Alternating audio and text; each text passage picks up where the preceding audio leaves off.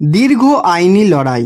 সম্প্রতি সুপ্রিম কোর্টে শেষ হয়েছে রাজ্য সরকারি কর্মীদের ডিএ মামলার শুনানি।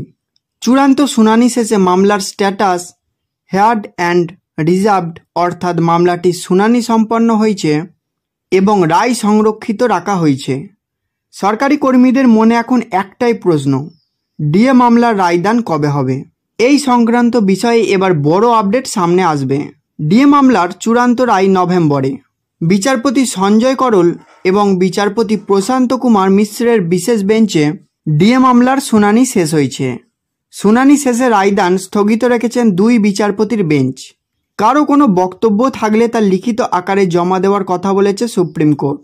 আদালত 2 সপ্তাহের মধ্যে অর্থাৎ 22শে সেপ্টেম্বরের মধ্যে রাজ্য সরকারকে লিখিত আকারে তাদের বক্তব্য সুপ্রিম কোর্টে জানানোর নির্দেশ দিয়েছে। তার 1 সপ্তাহের মধ্যে অর্থাৎ 29শে সেপ্টেম্বরের মধ্যে মামলাকারীরা রাজ্যের জবাবের প্রেক্ষিতে তাদের বক্তব্য জানাবেন সুপ্রিম কোর্টে। তার 3 সপ্তাহ পর লিখিত জবাব দেখবে আদালত। তারপর ডিএ মামলার চূড়ান্ত রায় সামনে আসবে।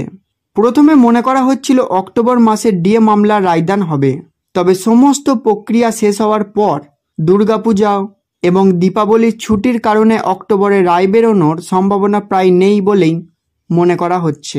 ডিএ মামলার চূড়ান্ত রায় নভেম্বর মাসের প্রথম সপ্তাহের মধ্যে ঘোষণা হতে পারে বলে মনে করা হচ্ছে, যদিও এই বিষয়ে সুপ্রিম কোর্টের তরফে এখনও কোনো আপডেট মেলেনি।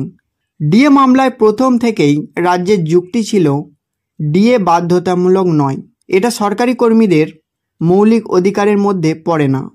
এদিকে পাল্টা মামলাকারীর যুক্তি ছিল নির্দিষ্ট সময় মতো ডিএ দেওয়ার সরকারের নীতির মধ্যে পড়ে।